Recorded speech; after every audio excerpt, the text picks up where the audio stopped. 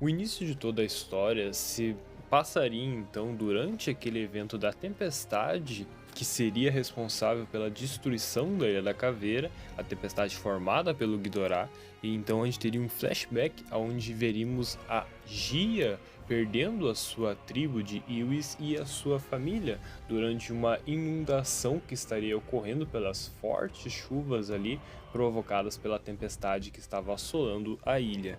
A gente veria então a família dela colocando ela sobre uma árvore mais alta do que as ondas ali para tentar se refugiar. No entanto, em meio à inundação, surgiria um Skullcrawler ali desavisado que atacaria e mataria brutalmente a sua família em sua frente. Kong, que surgiria de repente e a salvaria e a levaria para uma caverna isolada ali nas proximidades, conseguindo então se refugiar dos fortes ventos e chuva da tempestade.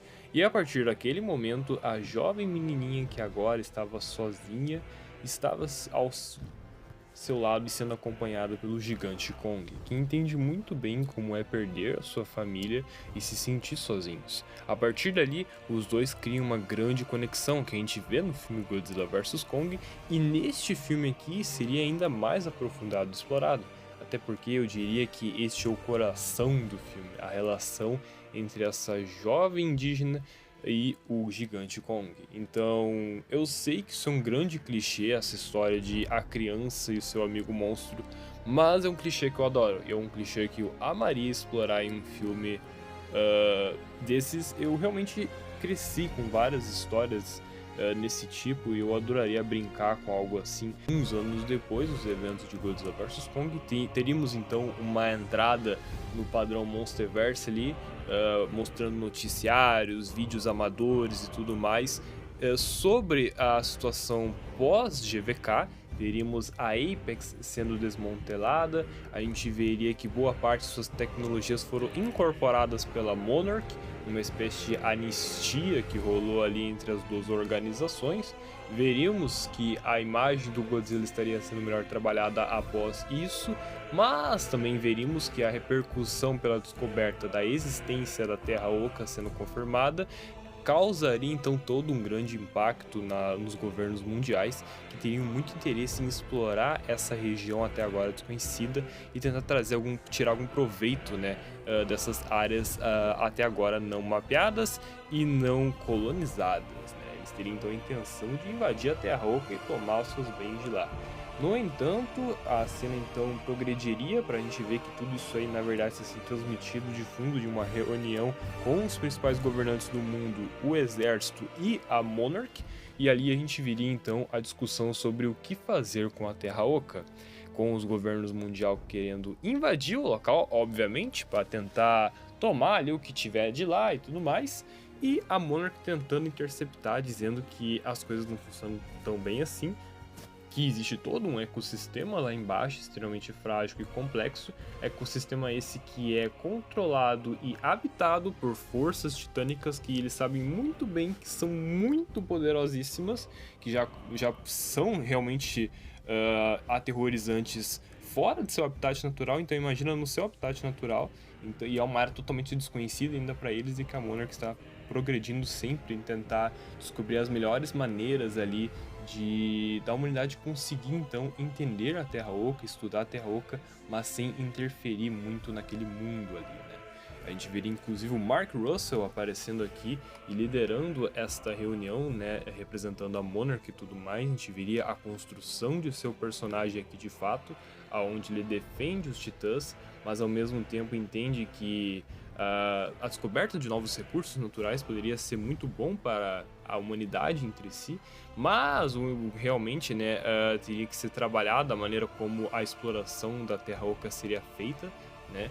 Então ele tenta, né, criar aí uma espécie de equilíbrio, né, entre a discussão, né, balanceando bem entre as necessidades do homem, mas também, né, as necessidades de cuidados que a própria Terra Oca exige, né, com o seu ecossistema e tudo mais.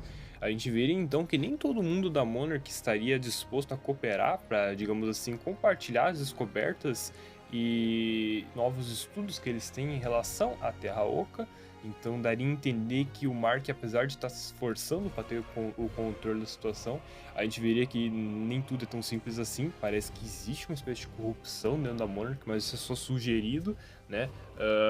Eu não exploraria totalmente isso neste filme, até porque tem muita coisa para explorar, mas eu deixaria em aberto esse conflito do Mark. No entanto, o principal conflito aqui é se a Monarch consegue dar conta da situação sozinhos e se eles realmente deveriam, né, ter toda essa liberdade aí, sem nenhum tipo de supervisação aí do governo.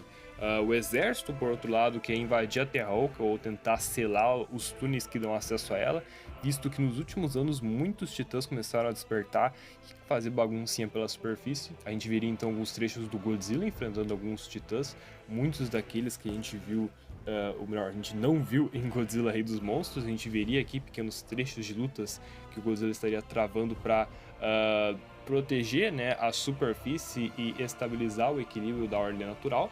E o Mark falaria então, né, que a Monarch tem tudo sob controle e estaria tentando lidar com o que está fazendo os titãs se sentirem tão agitados, o que está acontecendo lá no interior da Terra Oca. Algo que a gente veria sendo explicado posteriormente, que a Monarch descobriu que realmente existe uma espécie de sinal que está sendo enviado lá das profundezas da Terra Oca. Não seria bem só um sinal energético, mas um sinal de movimentação. Existe algo aparentemente vivo que está se mexendo muito lá embaixo e isso está agitando a galera em cima. Então a Monarch estaria tentando lidar com essa situação.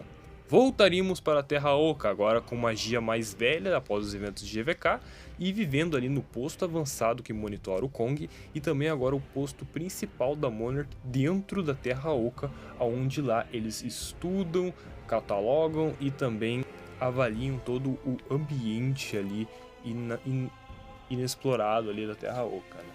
A gente veria então a Gia passando pelos corredores, onde teríamos uma breve demonstração de como funciona aquela instalação, como funcionam os métodos de pesquisa da Monarch em relação à Terra Oca. Veríamos que eles já estariam até um pouco avançados, entendendo bem como funciona a questão de fauna e flora do ambiente, a questão de megafauna e até mesmo as questões de semelhança, né, entre a vida embaixo da Terra e a vida na superfície, né? E dando a entender que realmente aquela teoria do Nathan Lind sobre que a vida da superfície, pelo jeito, foi uma extensão da vida da Terra Oca, né? Parece que realmente era isso, né? A gente vê a Gia então escapando do posto avançado e indo para a mata. As câmeras de segurança pegam esse momento, os guardas de segurança também pegam esse momento, mas eles decidem deixá-la ir. Então mais pra frente a gente vai ver o porquê disso. Vemos então a doutora Andrews voltando neste filme. Ela é uma personagem muito importante aqui nessa história, não só porque ela é uma das principais pesquisadoras envolvendo a Terra Oca e o Kong, mas também como ela é a mãe, de certa forma, da Gia, e a gente tem muito mais uma exploração da relação dessas duas aqui. A doutora Andrews tem muito medo de perder a Gia, ela realmente demonstra isso o filme inteiro, a preocupação que ela tem com a garota e tudo mais. A gente teria uma construção bem dessa relação. Eu tentaria não fazer esse um drama familiar chato, porque eu sei que muita gente já tá cansado disso, mas eu acho que um drama familiar bem feito e bem construído carrega muito um filme. A gente viu isso recentemente em Godzilla Minus One. Então eu tentaria trazer aqui uma personagem que tenta equilibrar os deveres que ela tem com a Monarch e a missão, e também com a criação da garota, que não é uma garota totalmente normal e tudo mais. Ela tem um amiguinho que também não é nada comum e tudo mais. Por mais que ela ache fascinante a relação dos dois, ela também teme muito como a Gia parece gostar mais de ficar próxima ao Kong do que o restante dos humanos ali da instalação, e como ela realmente não se cansa de querer fugir o tempo todo. Enquanto ela dava uma palestra aos novatos do grupo explicando sobre a teoria nova dela e do Dr. Nathan Lynch, que também está neste filme, e aqui ele é o chefe dessa operação toda que explora a Terra Oca e tudo mais, ele e o seu co-presidente aí da operação, que seria o Dr. Brooks lá de Kong Ilha da Caveira, que estaria aqui presente de novo. Ele é uma peça muito fundamental para essa teoria e também para a Monarch, então faria sentido ele estar aqui de novo. Esses dois mandam em tudo e eles estariam ali também nessa palestra que estaria explicando sobre a nova teoria envolvendo a descoberta de novas câmaras internas dentro da Terra Oca, o que dá a entender que a Terra Oca é composta por vários túneis e cada túnel, cada câmara, cada buraco ali é preenchido por um bioma, um ecossistema completamente único e diferente. Então existe a possibilidade de diversos mundos ali dentro da Terra Oca, cada um com a sua singularidade, cada um com a sua fauna e flora específica e quem sabe com seus próprios titãs. Também dando a entender a origem de cada um deles, de acordo com esses ambientes e tudo mais, né? A Andrews então descobriria que a Gia escapou e ela ficaria pela vida. Gia estaria passeando então pelos cenários majestosos da Terra Oca, como a gente vê em Godzilla vs Kong. No entanto, obviamente ficar perambulando por um lugar desses não é seguro. Ela seria então perseguida após estar ali olhando, observando uma daquelas tartarugas rochosas que a gente tem nas HQs do Kong. A gente veria então algumas criaturas semelhantes a hidromeossauros perseguindo ela e tudo mais. Essas criaturas seriam enormes e extremamente agressivas. A Gia tentaria se dar bem, mas obviamente ela não é o Highlander e ela consegue então ser encurralada pelas criaturas. No entanto, obviamente Kong surge a salva do mal presente. Após trucidar os bichos na porrada em uma cena de ação bem agressiva e frenética, Kong então a salva a jovem e dá um sermão nela sobre perambular por aí sem o devido cuidado, né? Então a gente veria que tem uma evolução na linguagem do Kong com a Gia então responde que não precisa se preocupar porque sabia que o grandalhão estava por aí. Então, em um momento mais descontraído, Kong leva a Gia até a sua caverna, aonde eles começam a ter uma série de interações ali, mostrando que a sua amizade nunca deixou de ser a mesma. E na verdade é a única coisa que eles têm naquele momento, porque num diálogo posterior entre eles, vemos que Kong se sente extremamente solitário e também, apesar de a Terra Oca ter suas semelhanças com a Ilha da Caveira, ele ainda não se sente totalmente à vontade naquele ambiente. E a Gia responde o mesmo, que apesar de ela ter algumas pessoas ao seu redor e tudo mais, ela ainda não se sente à vontade, não se sente em casa, ela sente muito falta de sua família, ela é constantemente atormentada por alguns pesadelos no momento, o dia da morte deles, mas ela sabe que a Dra. Andrews se esforça muito para que ela se sinta à vontade, mas ela tenta disfarçar, tenta fingir que se sente, mas ela não está se sentindo totalmente. Ela diz que a única coisa que ela tem ali é o Kong, então evidenciando muito a amizade dos dois. Kong então diz que tem muito medo de perder ela, porque se ele perder ela, ele não tem mais ninguém, e realmente ele se sente muito sozinho. Kong aqui teria toda aquela aura que a gente vê em Kong da Caveira. Não me entendo mal, mas eu prefiro muito mais aquele jeitão que ele tem lá naquele filme do que nos outros filmes. Ele teria esse jeitão até um pouco aqui com a Gia, mas com o restante dos humanos ele ainda seria bastante desconfiado. A cena então termina com eles então vendo uma nave no horizonte caindo de forma suspeita. A Dra. Andrews então começaria a discutir com o Dr. Nathan Lind, já que ela descobre que foi ele que deixou os guardas permitirem então a Gia escapar, e ele fez isso mais de uma vez, o que deixa ela puta da cara com ele, mas ele explica que essa é uma maneira deles continuarem então a estudar a relação dela com o Kong, algo que ele acredita que seja fundamental para a teoria sobre a coexistência entre titãs e humanos. Ele diz que ela é a prova viva do que o Dr. Serizawa falava, e aí a gente tem um momento em que a Dra. Andrews então questiona, né, dizendo que aquilo não era a respeito a ele e tudo mais, né. O Nathan dá um esporro nela, dizendo que ela deveria ver a situação de outra forma e tal, e né, não só uma situação mais familiar e tudo mais, né. Ele também diz que a garota se sentia muito isolada e tudo mais, e que essa era uma maneira de não deixar ela tão aborrecida e tudo mais. Só que a discussão deles é interrompida quando, de repente, o Dr. Brooks surge e diz que a equipe desaparecida foi encontrada e estava retornando. E, bom, eles não estavam retornando sozinhos. É nesse momento que os dois, então, vão até a área principal ali de entrada do posto avançado, né, a zona externa, aonde eles se deparariam com o Kong carregando em suas mãos a aeronave que estava caindo ali na cena anterior. Ele também está com a Gia, ele então desce a Gia e a nave junto com os últimos 2 passageiros que sobreviveram ali da equipe que tinha sido mandada pela Monarch numa missão anterior. Rolaria todo momento tenso, onde o sistema de segurança automático do posto avançado iria se ativar, apontando seus canhões para o Kong se sentindo meio que ameaçado e tudo mais. Teria aquele momento do Kong fechadão, olhando para eles com os punhos fechados e tudo mais. A Dr. Andrews iria mandar o pessoal se aquietar, né? E a G ia mandar, então, o Kong sossegar o facho. Então tudo ia desenrolar com o Kong indo embora e de saco cheio da gurizada. Então a gente descobre que esse pessoal que sobreviveu estava nas redondezas e descobriu uma misteriosa caverna que aparentemente ligava esta câmara principal a uma outra câmara da Terra Oca, dando a entender que realmente existem interligações entre as câmaras, ou seja, existe sim uma maneira de viajar entre as diferentes câmaras que a Terra Oca possui, porém é difícil encontrar cada um desses túneis. A cientista que sobreviveu junto com outro soldado, esses dois são os últimos sobreviventes e tudo mais.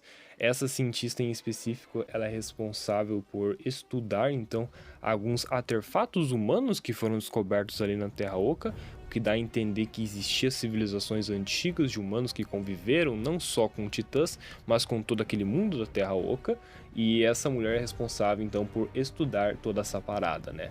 Ela diz que encontrou uma coisa fascinante, um artefato, que na verdade é uma espécie de mapa que dá a entender ali como funciona toda essa questão dos túneis e das câmaras. É um mapa perfeito aí de como funciona o reino da Terra Oca, mas o mais fascinante de tudo é que o mapa mostra uma parte extremamente profunda e escura da Terra Oca, que é a única câmara que parece que possui uma espécie de selamento, uma porta que impede então as coisas que estão lá dentro de saírem. É interessante que essa porta tem uma ilustração que lembra muito aquela mão vermelha pintada que a gente vê lá na porta do salão lá de Godzilla vs Kong, né? Então isso também deixa o pessoal meio encucado. E nessa câmera em específico, no desenho do mapa, a gente vê então um cristal azul, que existe uma descrição onde o cientista lê, dizendo que aquilo aí era a estrela que dava vida. Então dá a entender que esse lugar realmente pode ser a origem dos titãs, a origem de toda a vida na Terra Oca e quem sabe a vida na Terra, né? Isso deixa todo mundo muito encucado que esta pode ser então a zona desconhecida que eles descobriram recentemente, o lugar de onde está vindo aqueles estranhos sinais. Então eles decidem construir então toda uma operação ali, elaborar toda uma missão para irem até esse local misterioso, utilizando então o Kong novamente como um guia para eles e quem sabe um guarda-costas. No entanto, eles precisariam novamente da Gia para essa missão, algo que a Dr. Andrews nega pra caramba, mas obviamente ela vai ter que ceder. Ela então conversa com a Gia sobre as suas fugas e tudo mais. A Gia então diz que toda aquela parada que a gente já sabia, né, da solidão e tudo mais. E então a Gia então, acabou escutando a última conversa. Ela realmente sente que talvez se existem tantos artefatos espalhados para lá e para cá e ruínas de antigas civilizações, ela tem uma esperança no fundo de que quem sabe não existe alguma espécie de tribo e tudo mais que ainda exista por lá. Talvez alguém envolvendo os Iwis e tudo mais, a origem dos Iwis, né? E ela acredita que pode ser pessoas semelhantes a ela e tudo mais. E por mais que a Dr. Andrews não confirme nada disso para não dar esperanças à jovem, ela diz que nessa jornada aí pode ser que eles encontrem algo, ou sei lá, né? Enfim. Eles então se juntam e a gente então embarca nessa jornada que eu digo que é muito inspirada aí nos livros de Júlio Verne e tudo mais. É toda uma parada assim, muito viagem ao centro da Terra. A gente veria então os personagens então atravessando de câmara em câmara, encontrando diversos cenários, cenários de cristais, cenários de fungos luminosos, cenários de oceanos subterrâneos, criaturas pré-históricas antigas. A gente teria então alguns titãs únicos aparecendo aqui. Seria então evidenciado que cada câmara possui o seu titã e ele é uma espécie de alfa, né? E esses alfas, eles meio que cuidam e protegem aqueles mundos em específicos que habitam cada câmara. Então existe um equilíbrio entre isso, porém a gente veria que muitas câmaras estaria com a ausência de seus alfas, o que dá a entender que eles morreram durante essa grande guerra titã que houve no passado, né? Teríamos uma exploração disso também, muitas ruínas antigas, muitas armas gigantescas como machados, lâminas e tudo mais. O Kong inclusive está aqui carregando o seu machado, ele iria perceber que parece que realmente a sua espécie esteve por quase todas as câmaras da Terra Oca. Essa guerra se estendeu por quase toda ela, e alguns até acham que pode ter quase chegado na superfície, então realmente ocorreu toda uma história lá e o filme trata isso de uma maneira muito interessante.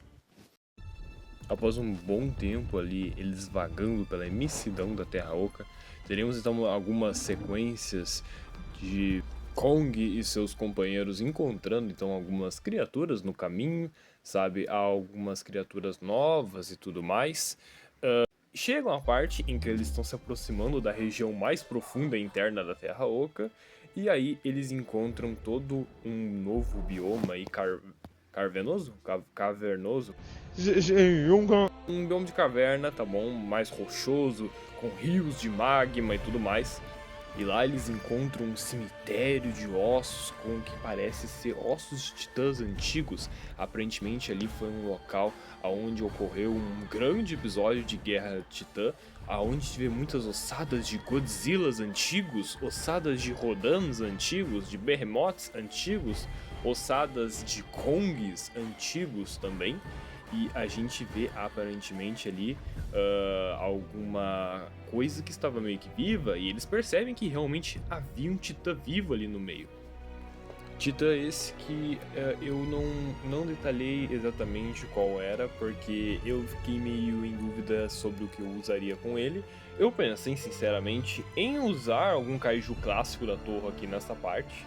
No entanto, eu pensei que isso talvez iria emular muito o universo Godzilla, e eu queria que esse filme, por mais que tivesse obviamente referências a Godzilla e tudo mais, porque se trata de um universo compartilhado, eu queria aqui que se explorasse mais as coisas de Kong e tudo mais.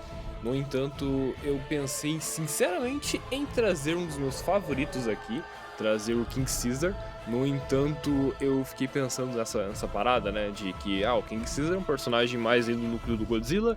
Eu não sei se seria uma boa ideia colocar ele aqui, por mais que eu quisesse muito, mas eu também pensei talvez em criar um Titã novo, só que daí eu ficaria pensando em o efeito Fosfera que a gente teve em Godzilla e Kong, né? Então eu fiquei meio que na dúvida, então eu vou só chamar de Titã, do Titã desconhecido aí. Esse titã estava acorrentado por correntes gigantescas feitas de algum material antigo, algum minério antigo. O Kong decide soltar ele, mesmo não achando isso uma boa ideia. A Gia meio que discute com ele sobre isso. Então a gente tem a primeira discussão entre eles aí, né? O Kong solta essa criatura que rapidamente parte pro combate. Então a gente tem mais uma luta aí, agora com o Kong e esse titã misterioso. Esses dois então lutam por um bom tempo, tem uma sequenciação bem maneira entre os dois.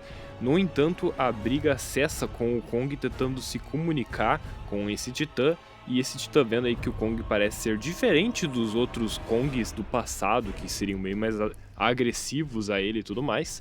A gente vê então um cessar ataque dos dois, né? A criatura então simplesmente iria continuar vagando então pelo aquele cemitério, indo em direção ao que parecia estar no horizonte, uma espécie de ruína antiga que o pessoal da Monarch avista. No entanto, enquanto eles contemplam essa cena, a gente vê então um grupo de Skullcrawlers surgindo debaixo do solo e atacando o grupo. E é aí que finalmente nós temos a aparição dos Skrull. Aparentemente os Skullcrawlers então finalmente aparecem na trama, e a gente percebe que aí é o bioma natal deles, né, o bioma de origem deles. Kong então enfrenta eles aí com não tanta dificuldade, por mais que começam a surgir Skullcrawlers realmente grandes, como aqueles que a gente vê em Godzilla vs Kong, e outros ainda maiores. E aí o Kong começa a enfrentar eles e tudo mais. É aí que o momento em que a equipe se separa de Kong, eles fogem e Kong fica para trás.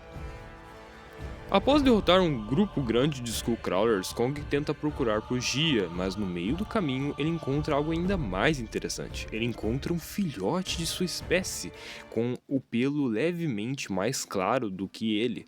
Ele então fica maravilhado com aquilo, porque finalmente ele encontrou outro membro de sua espécie.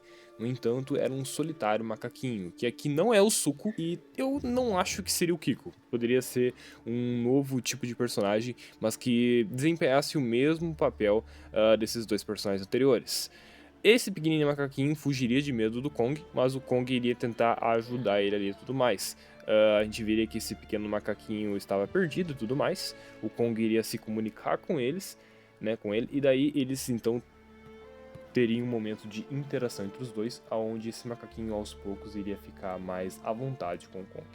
Juntos, esses começam a caminhar pelo cenário até o macaquinho entrar então numa pequena fissura, né, uma caverna ali, que o Kong entra com uma certa dificuldade. Esse macaquinho parece guiá-lo até esse local, queria que ele fosse junto com ele, e o Kong o segue, junto com seu machado, obviamente. Paralela a isso, a gente vê então o grupo da Monarch indo até aquela ruína antiga e descobrindo que se trata de uma cidade, uma civilização antiga que agora está toda em ruínas, com prédios, com pirâmides, castelos, obeliscos, estátuas gigantescas que são aí baseadas na imagem de titãs antigos, principalmente daquele titã misterioso que o Kong confrontou ali anteriormente. A gente inclusive vê esse titã adentrando no centro dessa antiga cidade e se deitando ali sobre um templo ali que aparentemente foi construído em sua homenagem. Uma parada parecida ali com a grande cidade do Godzilla em Godzilla 2 Rei dos Monstros. Eles também investigam todo o local e ficam maravilhados que realmente, cara, existiu civilizações humanas ali embaixo. Eles também encontram um grande mural que mostra um grande desenho ali, revelando um pouco da história da antiga Guerra Titã, que aparentemente foi iniciada quando um grupo de Kongs decidiu se sobrepor ao restante das espécies ali na Terra Oca. Só que isso não aconteceu do nada. A humanidade realmente coexistia com os titãs naquele mundo.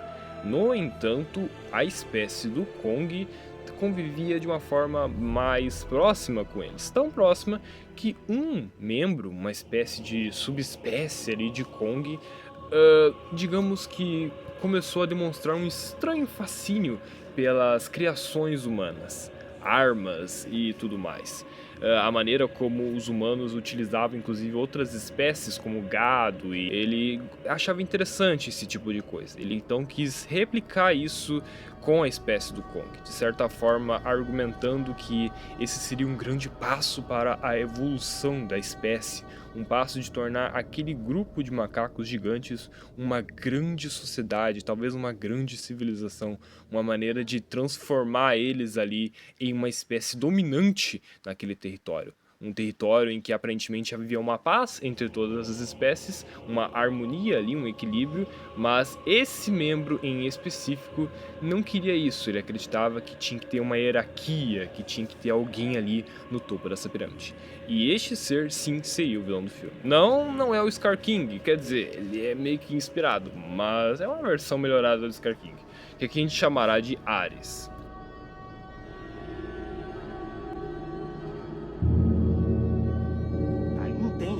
Vocês são malucos, cara. A tendência é só piorar. O cara é o capeta. Que a gente chamará de Ares.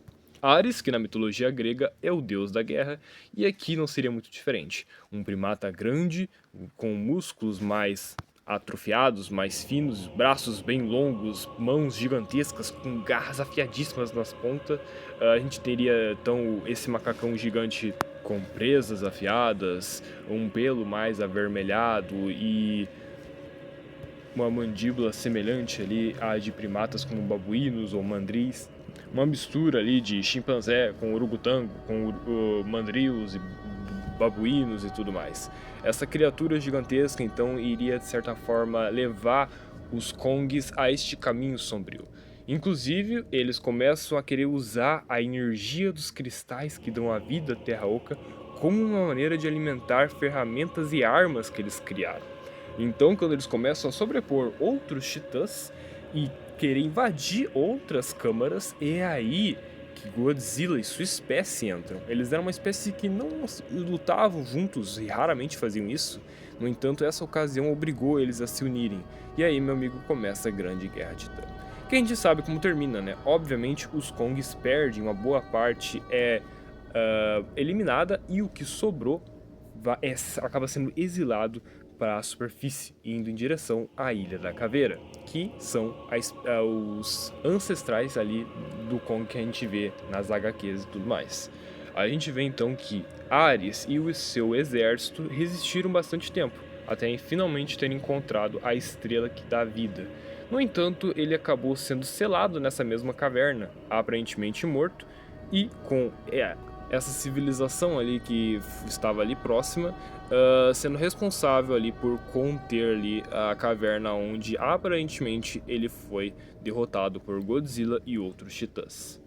É então que de repente aparece um grupo de tribais ali parecidos com Whis, mas com as suas particularidades. Eles tentam atacar os seres humanos, mas ao ver Gia e tentarem se comunicar com ela, que eles então decidem ficar mais tranquilos. Eles basicamente explicam que eles são os últimos sobreviventes ali dessa antiga civilização, que ficou marcada por toda essa guerra, e que eles vivem agora tentando só impedir ali o dia que talvez Ares consiga sair ali da caverna. Eles construíram então uma porta que não consegue ser acessada de jeito nenhum, e eles então realmente acreditam que o Ares não morreu e que ele está lá vivo com o seu exército. Isso porque nos últimos anos teve bastante movimentação naquela caverna e os pulsos de energia também cresceram bastante. Eles temem que ele esteja tentando de alguma forma acessar ali a energia dos cristais, algo que eles explicam que só pode ser acessada com uma ferramenta que eles criaram, utilizando as placas de um dos titãs mais poderosos ali da Terra Oca, o Godzilla.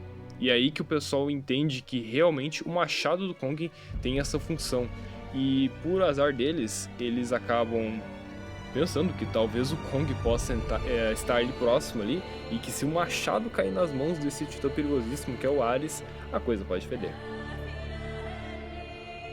Uma discussão se tem então entre Gia e esses sobreviventes aí, o grupo da Monarch, sobre talvez despertar aquele titã antigo ali que protege a região também, para então adentrar na caverna e resolver o problema. Mas eles têm medo que o titã não dê conta e que possa piorar então toda a situação, né? É então que a gente muda para o Kong e vemos ele, o pequenininho macaco, adentrando pela parte de dentro da caverna, que sim, ele estava levando ele para onde ficava a prisão de Ares e o seu exército, que sim, ainda estão vivos e estão constantemente tentando derrubar a grandiosa porta que foi feita para selá-los. A gente então vê um grupo enorme de Kongs mais semelhante ali ao que a gente viu nos quadrinhos, né, do Kong e tudo mais. A gente vê também não só esses Kong barra pesada, mas alguns Kong menores como fêmeas e jovens, né, que aparentemente são maltratados pelo restante dos Kongs. E a gente vê lá no fundão Ares, sentado em um trono de rochas bem intimidador, com um grupo de ossadas de titãs ali ao seu redor, e portando então um chicote também feito com alguns ossos, né? Na ponta do seu chicote, aparentemente havia então o crânio de uma espécie de criatura semipertina ali, com duas presas afiadas que ele utilizava como arma. Ares então percebe a entrada de Kong, mas principalmente que Kong portava a ferramenta necessária que eles precisavam para conseguir acessar a energia do cristal, que era a tal da estrela que dava vida. E então o Ares se aproxima de Kong. Não como no filme, aqui ele se aproxima também de uma forma meio intimidadora. Ele é muito maior que o Kong, por mais que seja mais magro que o Kong. Ele tem presença, ele é mais sorrateiro, assim, você não consegue entender de primeiro o que ele quer. Eu diria que ele é parecido com o Koba, quando o Koba vai se aproximar ali dos soldados naquela cena em Planeta dos Macacos do confronto, sabe? Ele se aproxima ali de maneira tranquila e tal, mas você sabe que naquele olhar bizarro dele ele tem segundas intenções. O Ares então oferece alimento, água para o Kong, apesar do Kong negar tudo, porque ele percebe o desconforto daquela situação, ele percebe que os outros macacos realmente sentem medo dele, principalmente o macaquinho pequeno, e o Kong percebe que a situação está errada. O Ares então meio que mostra para ele o grande cristal, que era a tal da estrela que dava vida às coisas e tudo mais, E o Ares meio que dá a entender que se o Kong se aliasse a ele, eles podiam então retomar toda a Terra Oca para eles, que era um direito deles. A Terra Oca era o reino deles, mas os outros titãs meio que os traíram e os aprisionaram naquele lugar. Papinho de vilão. Obviamente o Kong dá uns papos nele, manda ele tomar nos olhos. Eles então brigam, obviamente. O Ares é extremamente veloz, mas o Kong também é rápido. Os dois aí têm a grande vantagem da inteligência, eles usam o ambiente ao seu redor. Isso é enfatizado o tempo todo na briga, os dois são muito inteligentes. No entanto, Kong é mais forte que Ares é mais ágil, Ares tem seu chicote e Kong tem o seu machado. No entanto, Ares também tem um exército de Kongs que ajudam no combate. Como forma de forçar Kong a entregar seu machado, Ares então pega o pequeno macaco e também rende alguns outros macacos ali, né, inocentes, e o Kong então é forçado a entregar o seu machado. Ele entrega o seu machado, obviamente bem resistente à ideia. No entanto, é nesse momento que Ares, como um bom filho da mãe que ele é, só de diversão vai lá e decapita alguns outros Kong ali, do bem ali, de certa forma, com o próprio machado do Kong, algo que irrita muito ele, mas Ares vai lá e dá uma machadada no peito de Kong ali, só pra tirar onda. Kong é então jogado pro chão, derrotado, e então Ares usa o machado para acessar um pouco da energia dos cristais e fica extremamente poderoso. Ele usa agora o seu poder para então dar vários golpes na porta e tentar abrir ali a prisão que o selava. É óbvio que o pessoal lá de fora se prepara para o combate, já que eles escutaram toda a treta do lado de fora e Gia sentia que o Kong estava, né, na merda, né? O pessoal então decide despertar o Titã Antigo que se prepara para o combate, que é quando a porta é aberta e nós vemos o nosso querido Ares com o chicote e o machado, olhos pulsando em energia, e um exército de macacos mal encarados, também com outras ferramentas como lanças, rochas e tudo mais. Também eles tinham os Skullcrawlers que eles usavam como, digamos, animais ali de combate, e também outros pequenos aracnídeos e criaturas, inclusive um morcego gigante que era uma espécie de subordinado ali do Ares, que ficava ao redor do Ares e tudo mais. Esse titã morcego aí, que é bem conhecidinho nas HQs, né? Pra quem não sabe, é o Camazotz, né? A gente viria o destino do Camazotz. Aparentemente ele chegou nessa parte interna da Terra Oca e acabou se tornando então aí um arato do Ares, né? E eles então atacariam com tudo para cima do Titã Antigo, que obviamente não iria tancar o poder da Godzilla. Gia então sairia correndo até a câmara, mesmo com Andrews tentando impedir ela. Gia chegaria até o Kong e motivaria ele a continuar lutando para proteger os da sua espécie e também para proteger ela. Kong, com a motivação da Gia e também do pequeno macaco que estaria ali próximo, iria se levantar, iria pegar um pedaço de rocha incandescente, criando ali uma espécie de espada gigante, uma lâmina do caos, não brincadeira, e iria então para o combate. Ele pediria para o pequeno macaco e os macacos do bem para retirarem os humanos de cena e levá-los para bem longe, enquanto ele tentaria salvar o Titã Antigo.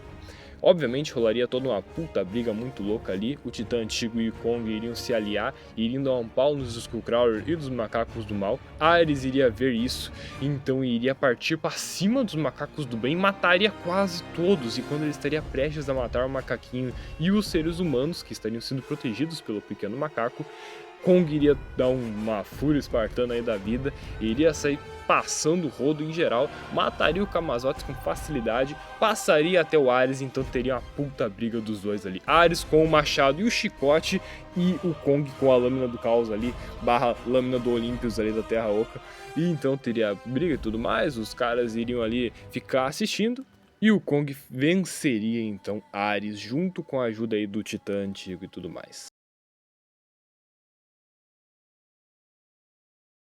A briga iria terminar com o Kong se dando conta de que agora o pequeno macaco era o único que tinha sobrado, cara. Realmente uma cena bem triste, mas mostrando que agora o Kong iria proteger aquele pequeno macaco. Após tudo isso, então, teríamos um momento bastante complicado do filme, aonde teria um diálogo, né, entre os membros da Monarch e aquele grupo de tribais, dizendo que a humanidade na superfície nunca deveria saber sobre a estrela e tudo mais, nunca deveria saber sobre os segredos da Terra Oca e nem da existência desses humanos aí na Terra Oca. Eles dizem que possivelmente eles não são únicos, deve ter mais sobreviventes aí pelas câmaras, né? A Gia fica com interesse de querer ir atrás deles. No entanto, Kong não parecia compartilhar o mesmo interesse. Kong parecia realmente estar preocupado com aqueles cristais. Ele viu como aquilo é poderoso e perigoso. Ele viu como o poder pode manipular até a sua própria espécie, né? Ele viu como isso destruiu o seu povo e como também, de certa forma, tornou ali um deles um belo de um psicopata. Um detalhe que eu não comentei, que agora eu vou ter que interromper o vídeo para comentar, é que teria então um momento em que esse titã antigo, e a gente veria, né, que esse titã antigo ele tá meio que velho e tudo mais, a gente veria então que ele não consegue sozinho proteger ali o local onde está a estrela e tudo mais, e a gente sabe que vai ter outras criaturas e outros seres, inclusive humanos, que vão querer esse local, então meio que o Kong se sente responsável por querer ali estar ali naquele lugar e meio que proteger aquela estrela junto com proteger, né, o pequeno macaquinho, né? Então ele cria aí, ele encontra um novo propósito, né, cara, que seria ali proteger a estrela e proteger ali a gurizada da Terra Oca, né? Infelizmente, essas descobertas de propósito de Ji e Kong acabam distanciando eles. A gente vê que a Gia quer ir para um lado e o Kong quer ir para outro, mas eles querem estar juntos. É nesse momento em que então rola a separação deles. Não definitiva, é meio que enfatizado isso, que eles vão se ver novamente em algum momento, mas eles vão ficar um bom tempo afastados um do outro. Então rola um momento meio clichê desse tipo de filme, né, e tudo mais, em que eles se separam. Mas eu diria que é um momento bastante emocional, é um momento bastante interessante ali dos dois ali no filme, né. Gia, junto com a Monarch, decidem voltar para a câmara principal, eles deixam ali os tribais junto com o Kong, o Titã Antigo e o Pequeno Macaco. A gente vê então Gia indo embora e partindo ali na busca dos outros humanos que estão pela Terra Oca e possivelmente para entender melhor os mistérios da Terra Oca e tudo mais, enquanto o Kong se torna uma espécie aí de protetor ali da Terra Oca.